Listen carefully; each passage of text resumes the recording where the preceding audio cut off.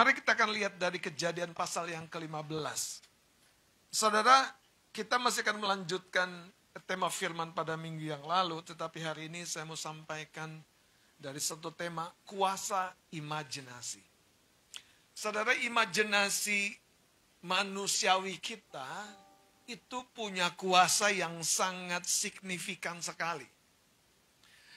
Semakin imajinasi Anda kuat, Anda seperti sedang memegang sebuah alat gambar. Alat gambar seperti apa? Tentu alat gambar yang akan menuangkan guratan-guratan, warna, kisah di dalam perjalanan kehidupan kita. Masalahnya juga adalah kalau imajinasi kita salah, maka kita mulai menggambar sesuatu yang salah di dalam hidup kita. Dan ini terkait tentang hubungan kita, tentang kesehatan kita, tentang pekerjaan kita. Saudara, jangan hidup di bawah dari standar Tuhan di dalam area kesehatan, di dalam area berkat keuangan, hubungan. Jangan, saudara. Karena Tuhan ingin ketika kita hidup di dalam standarnya, kita bukan lagi bicara tentang diri kita, tapi kita bicara tentang apa yang Tuhan mau nyatakan melalui diri kita. Tuhan mau menyatakan sesuatu yang besar melalui hidupmu dan hidupku, katakan amin. Itu sebabnya Alkitab yang berkata kalau seorang menyalakan sebuah pelita, dia tidak mungkin kemudian menaruh pelita itu di bawah meja. Dia akan cari kaki dian atau candlestick atau kaki atau tiang dari lampu dan menaruh, saudara, pelita tersebut di atas candlestick kaki dian itu. Supaya terangnya dapat menerangi seluruh rumah. Indonesia adalah rumah kita. Negeri ini rumah kita. Jadilah pelita yang membawa terang kepada seluruh negeri. Dan itu selalu mulai dari keluarga kita, kerabat kita. Saudara, imajinasi di dalam kehidupan kita punya kuasa, punya dampak, punya pengaruh yang besar sekali. Mari kita akan mulai dari Kejadian pasal yang ke-15. Ayat yang pertama sampai ayat yang ke-6. Mari kita baca bergantian. Pria ayat yang pertama, wanita ayat kedua sampai ayat yang ke-6. Perjanjian Allah dan Abram, janji tentang keturunannya pria. Kemudian datanglah firman Tuhan kepada ya, Abram dalam suatu penglihatan. Janganlah takut Abram, akulah perisaimu, upahmu akan sangat besar. Menjawab, ya Tuhan Allah, apakah yang akan engkau berikan kepadaku? Karena aku akan meninggal dengan tidak mempunyai anak, dan yang akan mewarisi rumahku ialah Eliezer, orang Damsyik itu. Lagi Lalu kata Abram, engkau tidak memberikan kepadaku keturunan, sehingga seorang hambaku nanti menjadi ahli warisku.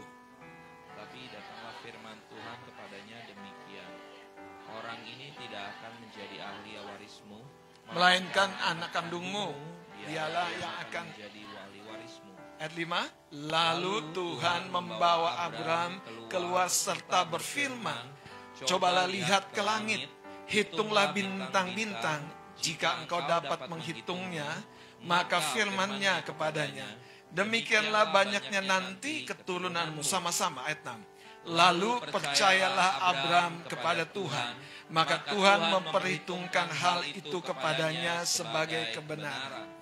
Kalau kita baca cerita di Kejadian pasal 15 ini, tentu tidak terlepas dari sebuah story yang dicatat di dalam Kejadian pasal 14, bahkan di pasal-pasal sebelumnya. Apa yang saya maksudkan? Coba lihat, perhatikan kalimat ketika Tuhan menyapa Abraham. Ayat yang pertama. Kemudian. Jadi ada satu rangkaian kejadian di mana Tuhan sedang membawa sebuah kesembuhan itu kepada apa yang Abraham biasa renungkan dan pikirkan, yaitu imajinasi.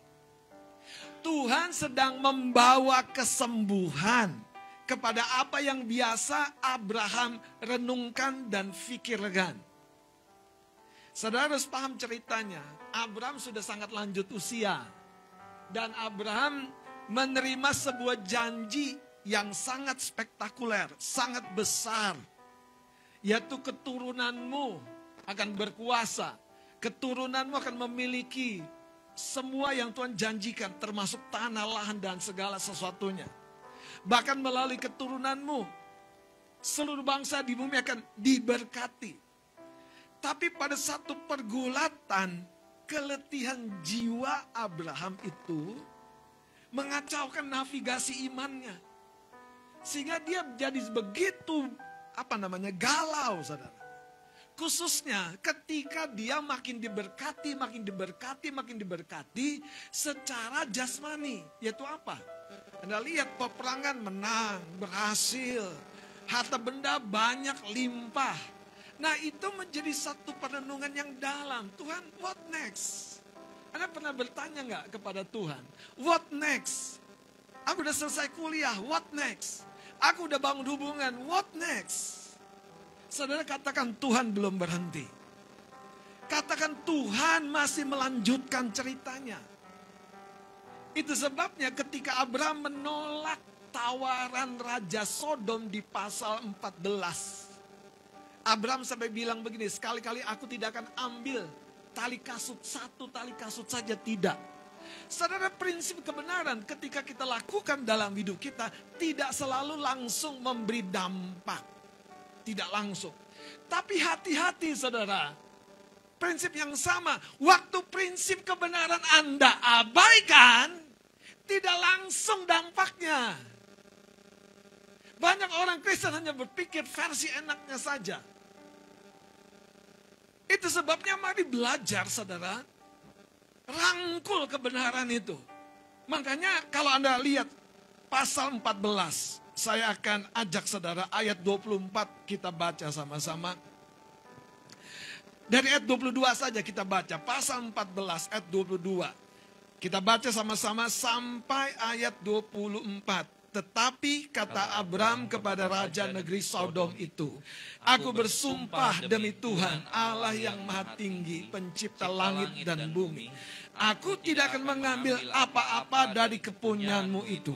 Sepotong benang atau tali kasih pun tidak, supaya engkau jangan dapat berkata, aku telah membuat Abram menjadi kaya. Kalau aku, jangan. Lihat saudara, Abram merangkul prinsip kebenaran itu begitu kuat. Kalau aku. Saudara harus kenali siapa kita.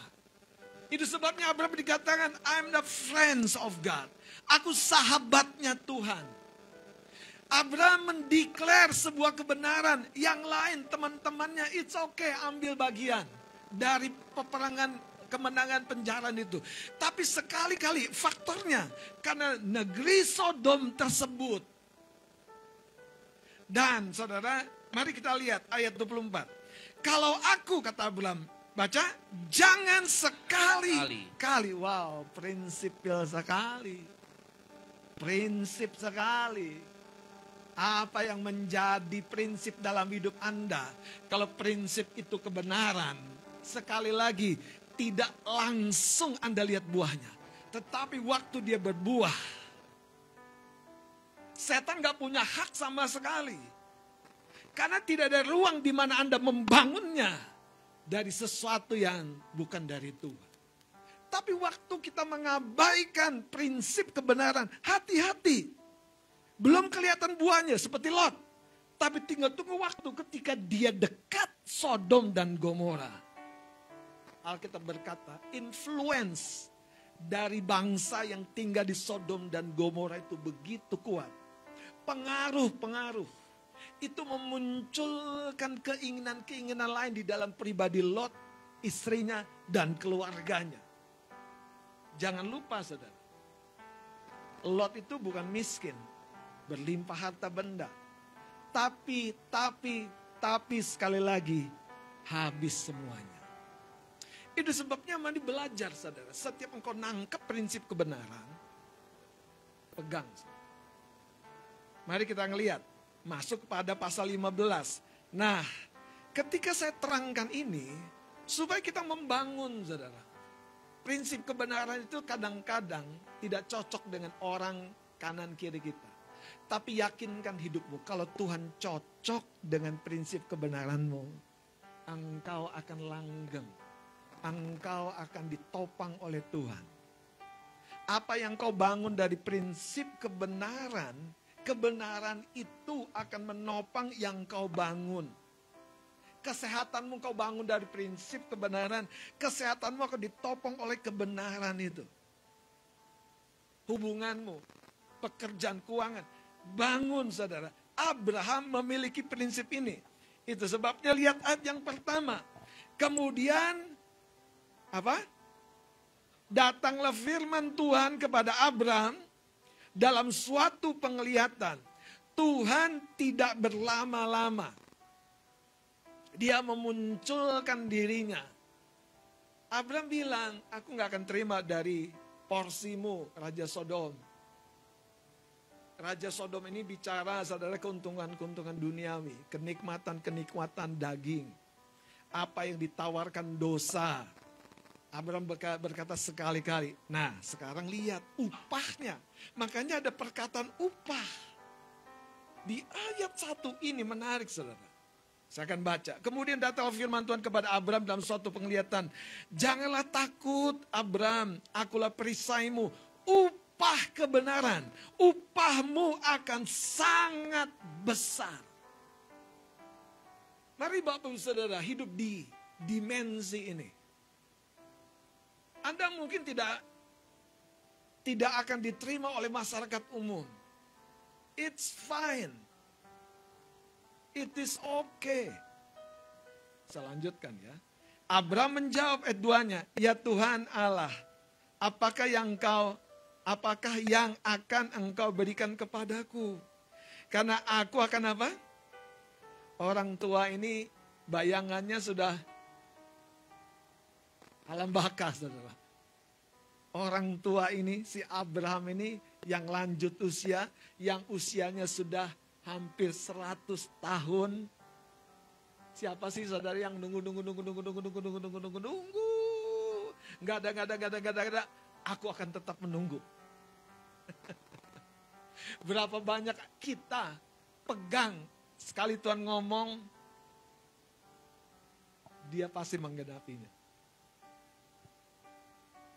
Makanya waktu cerita-cerita ini, menurut saya, berkat yang Tuhan hadirkan dalam kehidupan Abraham itu seperti saudara, bahasa saya ya, memprovokasi. Tuhan aku punya semuanya. Tapi kok satu yang belum ini? Anda pernah renung gitu gak sih? Satu yang belum ini. Aku belum punya franchise. Dagang laku terus.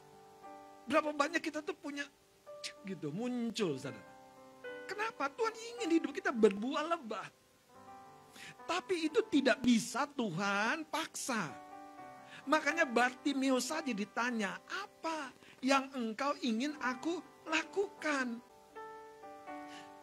Poinnya gini, kalau Tuhan membawa kita sejauh ini, Dia tidak mungkin akan meninggalkan engkau di tahap selanjutnya. Tidak akan meninggalkan engkau. Artinya gini, Abraham adalah model di mana dia adalah bapamu, bapakku, yang diberkati dalam segala sesuatu dan tidak berhenti di situ dan menjadi berkat. Tapi itu dimulai, sembuhlah imajinasimu. Jangan imajinasimu itu penuh dengan luka, penuh dengan trauma, penuh dengan ketakutan. Yang terekspresi ketika Tuhan sampaikan pesan Tuhan adalah perbantahan. Engkau tidak kasih aku anak. Tuhan bilang, kamu pikir hidupmu udah selesai. Kamu pikir ceritaku udah selesai.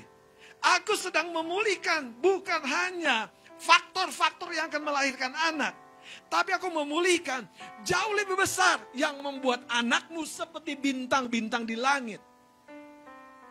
Apa poinnya? Anak-anak yang menjadi terang. Sekarang saudara lebih jauh, coba lihat cerita ini menarik. Ayat 5 kita baca sama-sama. 2, 3. Lalu Tuhan membawa Abram keluar. Katakan jalan-jalan. Katakan lihat-lihat. Katakan tengok-tengok. Anda tahu Tuhan pengen kita tuh jalan-jalan, lihat-lihat, tengok-tengok. Supaya apa? Supaya jangan sumpek colek kanan kirimu. Supaya kamu jangan sumpek. Kita terbatasi oleh karena imajinasi kita sudah terkurung. Imajinasi Abraham terkurung dengan lingkungan dekatnya. Dia lihat diri dia di kaca, yaelah putih semua Tuhan. Itemin dong. Salah dewe, kenapa nggak itemin? Ya Tuhan, gimana aku lagi bisa strong nih ngadepin istriku. Ya olahraga lah, sehat lah. Haleluya. Jangan terlalu gendut dikit boleh. Paham gak sih maksud saya? Imajinasi Abraham tuh di hari tuanya udah habis 100 loh Bang Marbun. 100 tahun loh. Haleluya. Terus dia lihat istrinya lagi peluk guling di kasur itu. Dia jam 7 kan udah jalan pagi kan. Jam 7 saudara. Istrinya si Sarah. Ya Tuhan. Inikah rekanku yang akan menerima janji daripadamu? Gimana Tuhan? Coba konflik nggak di sini? Karena dia lihat Sarah, saudara. Dia maklumi dong. Kan dia sayang banget sama istrinya kan. Iya kan. Dia sayang banget sampai gak tegaan terus pokoknya. Mi olahraga Mi. Aduh gak tega deh gue. Tapi kali itu saudara. Ini Tuhan yang berhadapan langsung dengan Abraham. Abraham keluar. Masalahmu di imajinasimu. Masalahmu di pikiranmu, di perenunganmu. Engkau merenungkan yang tidak perlu engkau renungkan dalam-dalam. Dan itu dimulai dari prinsip kebenaran yang dihidupi, saudara. Makanya imajinasi bukan sekedar mengisi ruang di sini, saudara, penuh dengan mimpi-mimpi, bukan. Anda harus isi dengan prinsip kebenaran. Sekali Tuhan berkata, hidupi perkataan Tuhan itu. Sekarang perhatikan ayat 5. Lalu Tuhan membawa Abraham keluar. Zaman dulu bukan di rumah seperti kita. Abraham tinggal di tenda. Yang menarik adalah, kalau Anda baca cerita ini siang atau malam?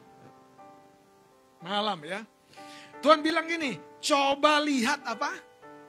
Ke langit. Kemudian hitunglah bintang-bintang. Hitunglah apa? Bintang-bintang. Saudara, kalau saya lagi naik sepeda malam-malam, saya kelilingin komplek rumah saya yang bagus-bagus. Yang ini Tuhan, yang ini Tuhan, yang ini aku mau Tuhan, yang ini boleh juga Tuhan. Itu mulai terbentuk di sini. Yang ini buat si Mas Kikis Tuhan. Dia udah punya, gak apa-apa punya 2.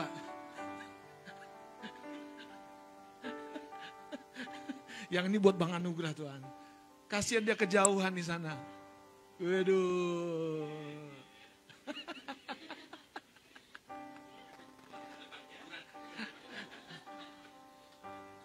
Saya ngelihat ya rumah-rumah kos aja, rumah kos.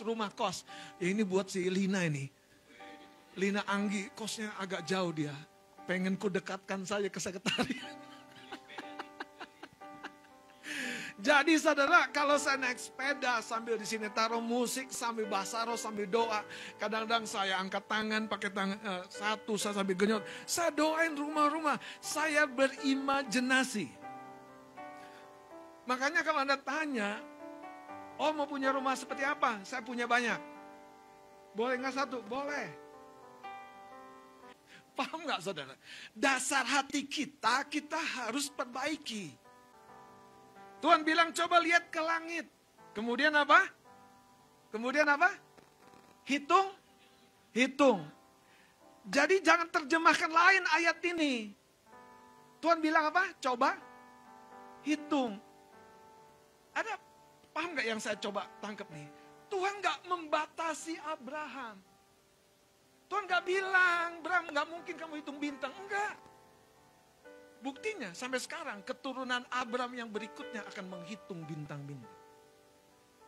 Di Bima Sakti ada berapa? Bisa saudara. Tetapi tidak bisa menyentuh angka yang sepenuhnya. Gak mungkin bahkan. Karena begitu terbatasnya mata manusia. Yang Tuhan mau bilang begini, sejauh engkau berimajinasi di dalam kebenaranku, sejauh kau berimajinasi di dalam rencanaku, sejauh kau melihat dan kau mempercayainya, dan imajinasi itu menggerakkan hidupmu, engkau bisa mencapainya.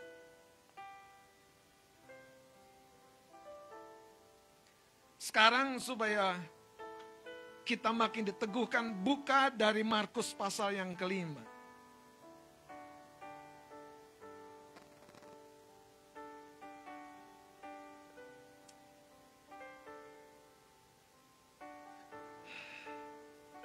Markus pasal yang 5. Mari lihat saudara, ayat 25. Adalah di situ seorang perempuan yang sudah 12 tahun lamanya menderita pendarahan. Tetapi cerita belum berakhir. Kalau Anda bilang, Om aku udah coba, cerita belum berakhir. Kalau Anda bilang, Pak Pendeta aku sudah doa, cerita belum ditutup. Kalau hari ini Bapak Ibu Saudara, jangan sebatas mimpikan sesuatu dan berhenti bermimpi. Mimpikan sesuatu dari kacamata rencana Tuhan. Lihat saudara. Adalah di situ seorang perempuan yang sudah 12 tahun lamanya menderita pendarahan. Ia telah berulang-ulang diobati oleh berbagai tabib, sehingga telah dihabiskannya semua yang ada padanya, namun sama sekali tidak ada faedahnya, malah sebaliknya keadaannya makin memburuk. Boleh Bang Adit baca lanjut? Ayat 27. Dia sudah mendengar berita-berita tentang Yesus. Katakan dia sudah mendengar berita-berita. Makanya saudara, jangan tutup telinga kita untuk sebuah informasi yang baik. Ya, jangan tutup saudara. Lanjut. Maka di tengah-tengah orang banyak itu ia mendekati Yesus dari belakang dan menjamah jubahnya. Jadi sesudah mendengar berita-berita tentang Yesus, sekarang dia mengimajinasikan dirinya mengalami kesembuhan yang orang alami, mengalami berkat yang orang alami, mengalami pertolongan yang orang alami.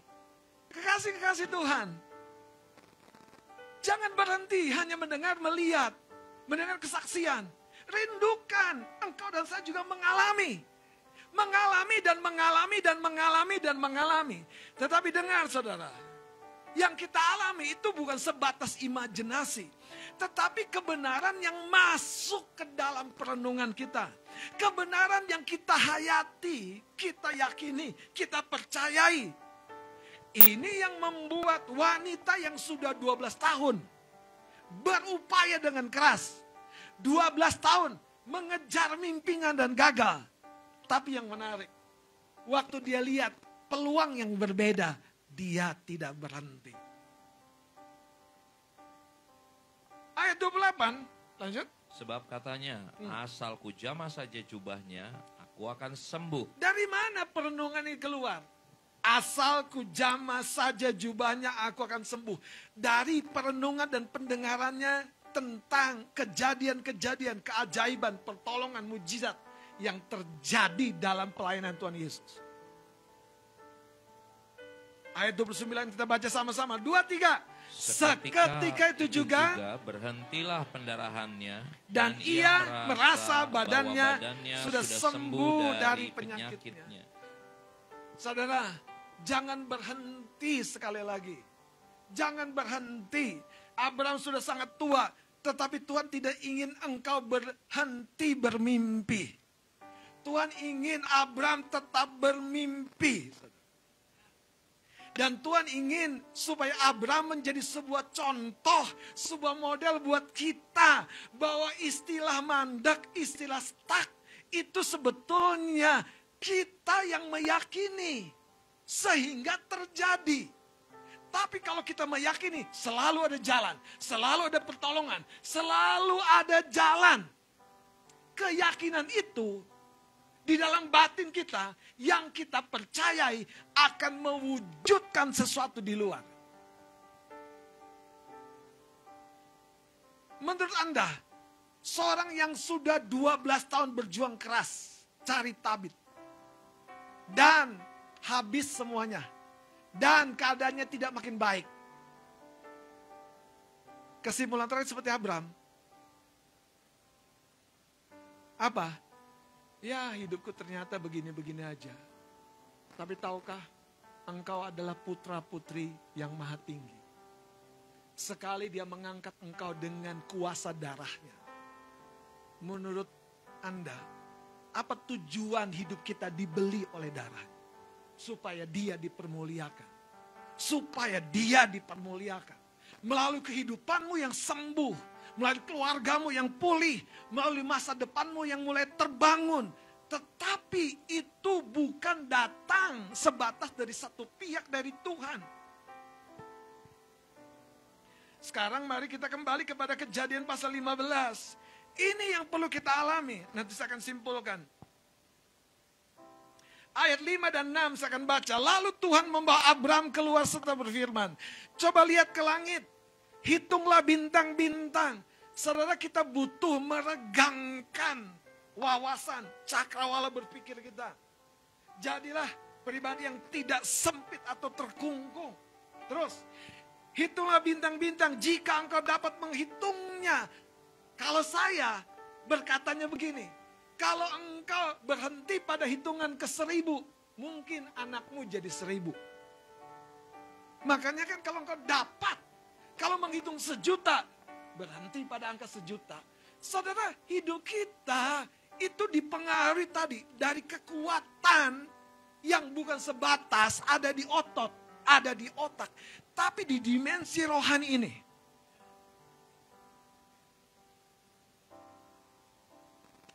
Kenapa saya bilang kebenarannya itu di dalam dimensi rohani? Lihat sekarang ayat 6-nya. Kita baca sama-sama. Kita baca ayat 6-nya, 2, 3. Lalu percayalah Abraham kepada Tuhan, maka Tuhan memperhitungkan hal itu kepadanya sebagai kebenaran. Saudara lihat sekarang dalam Roma pasal yang keempat. Ayat yang pertama saya akan baca. Jadi apakah akan kita katakan tentang Abraham? Kita mau ngomong-ngomong tentang apa? Orang tua itu yang sudah melo itu di Kejadian 15. Ini dia, Bapa leluhur jasmani kita. Sebab jikalau Abraham dibenarkan karena perbuatannya, jikalau ya, maka ia beroleh dasar untuk bermegah. Tetapi tidak di hadapan Allah. Sebab apakah dikatakan nas kitab suci? Lalu percayalah. Makanya percaya diri itu baik. Tapi percaya diri dan percaya kepada Tuhan itu sangat baik. Di pasal 16, godaan terjadi. Makanya jangan kurangi imajinasi kebenaranmu. Pegang prinsip kebenaran. Belum jadi, Ishak belum lahir. Godaan Ismail datang. Itu maksud saya. Bisnis dari Tuhan belum muncul. Bisnis-bisnis yang justru membuat kita terperangkap, rugi, gagal, investasi bodong. Kenapa? Nafsu gede. Nah, dengar itu Bapak. Dia udah bicara, jangan punya nafsu gede.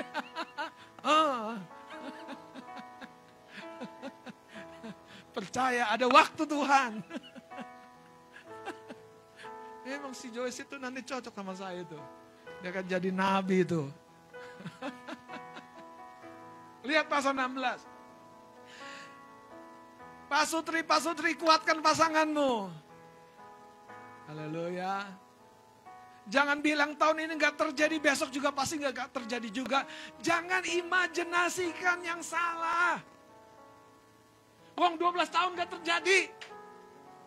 Si wanita ini terus maju, terus mendesak, terus mencari. Saudara, jangan terlalu lemah, terlalu memble, terlalu cepet capek. Apa yang saya mau bilang? Masalahnya tuh bukan di luar, yang outlook ini.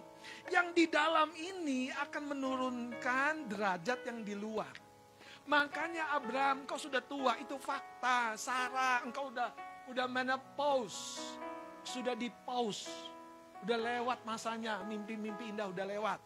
Tapi Tuhan bilang, dari rahim yang sama itu, aku akan membuat perkara yang akan mengejutkan dunia. Jangan kubur mimpimu kalau Tuhan ngomong.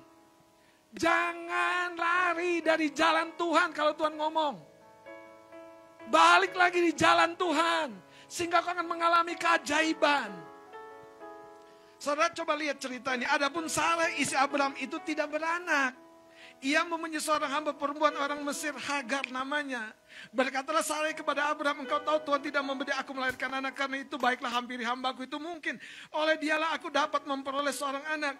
Dan sayangnya saudara, Abraham melepaskan prinsip kebenaran. Dan impactnya panjang sekali. Kalau Abraham jadi agak ekstrim pada waktu. Lu gila Sarah. Kita udah setua ini, kenapa kita mau lepasin yang udah kita pegang?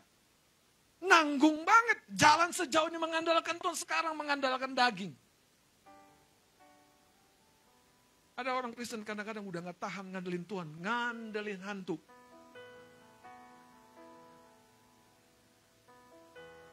Iya, dia kembali lagi kepada budaya lamanya.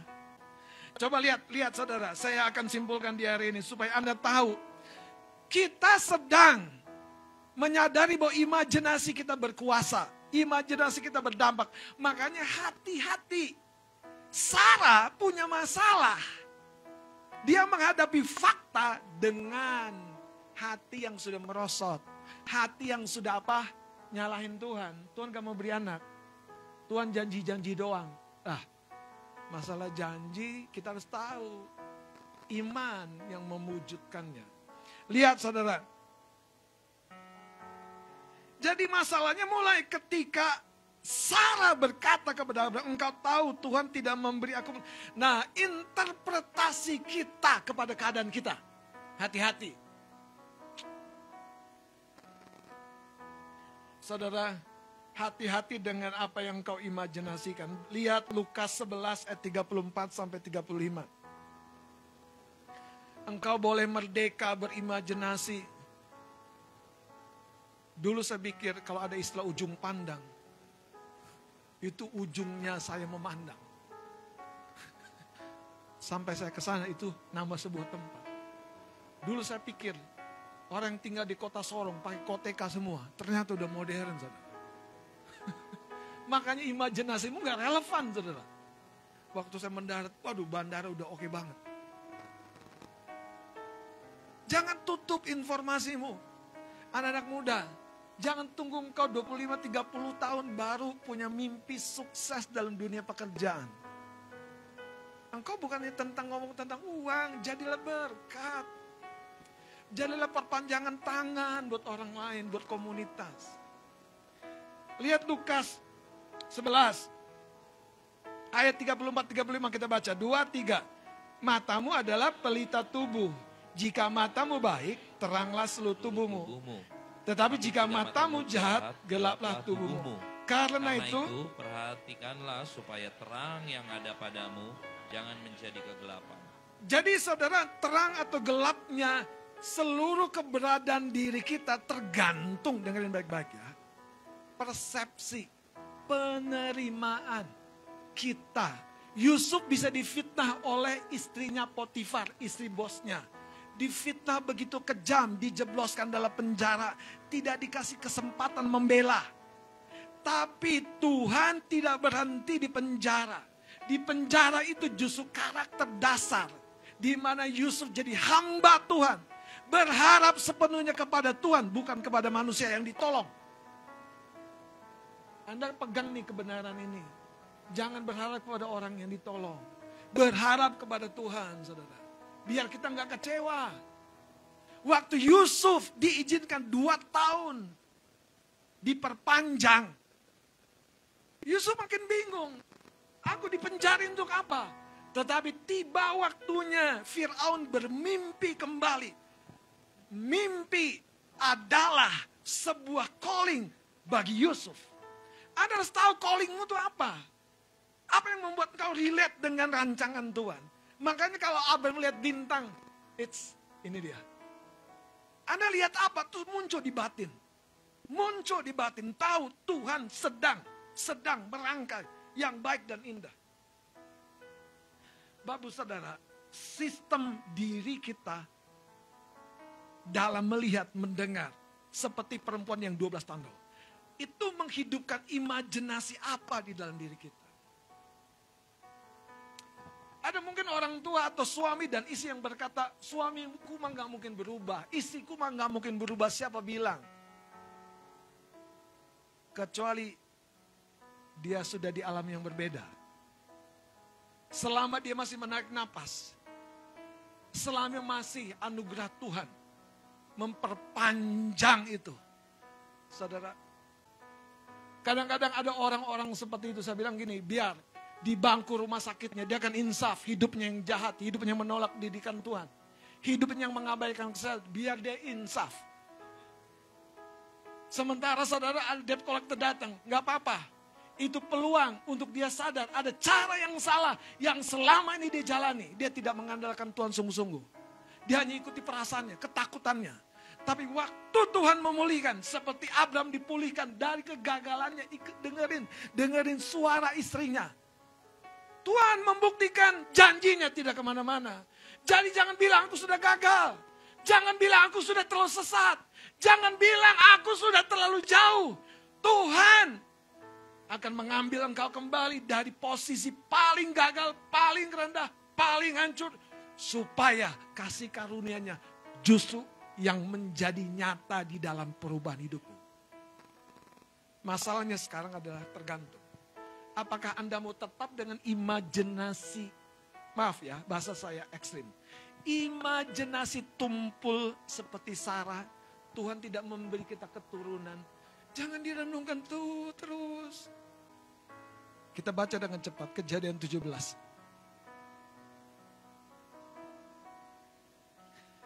Ayat 1. Ketika Abraham berumur 99 tahun, maka Tuhan menampakkan diri. Saudara, hari ini Tuhan sedang menampakkan diri. Abraham udah gagal, saudara, udah gagal. Tapi dia menampakkan diri. Saya mau berdoa.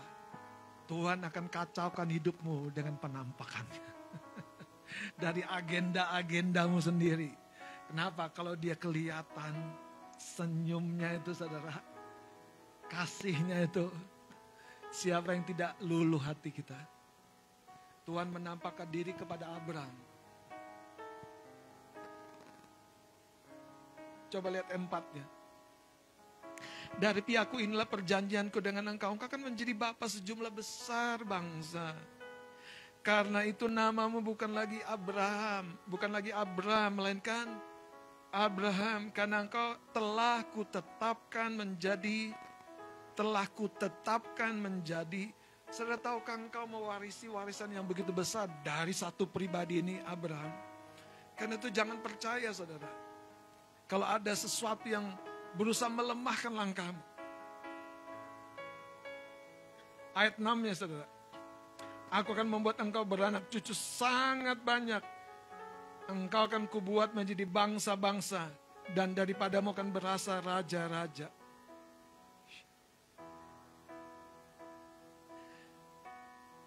Kita maju saudara. Sekarang pasal 21. Supaya Anda tidak nanggung baca cerita ya. Ishak lahir.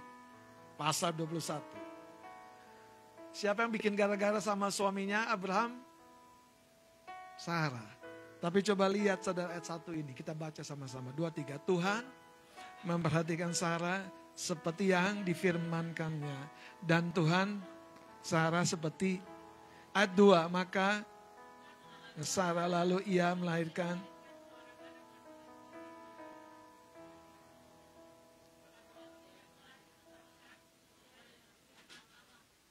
Anda tahu pesan ini? Tuhan makasih, Tuhan Maha Penyayang. Sarah yang bikin gara-gara untuk kegagalan Abraham. Tapi di mata Tuhan, gak apa-apa Abraham, tenang. Yang penting engkau legowo dengan istrimu. Yang penting engkau legowo dengan bosmu, dengan adik kakakmu, dengan orang tuamu, dengan orang keluargamu. Legowo. Maka dari hati yang legowo itu, lihat saudara, Tuhan bukan hanya mengangkat kita, tapi dia mengangkat keluarga kita. Kasih sayangnya akan menjangkau. Waktu saya baca ini, kenapa spesial Tuhan ngomong tentang Sarah? Kenapa spesial Tuhan bikin catatan khusus tentang Sarah? Tuhan mau kita mengerti di mata dia kegagalan kita. Bukan hal yang terlalu besar. Sepanjang kita mau tetap ada di koridor. Dituntun balik lagi. Ditolong bangkit lagi. Berharap lagi. Mari kita lihat bintang di langit. Mungkin itu bicara tentang bisnismu. Mungkin itu bicara tentang harapan di pekerjaan, di studimu. Kekasih-kekasih Tuhan. Hidup kita jangan kita hentikan di titik di mana kita justru gagal, kecewa. Seperti Sarah. Jangan. Lanjutkan. Katakan amin. Kasih tahu kanan kiri mau lanjutkan. Mari kita bangkit berdiri.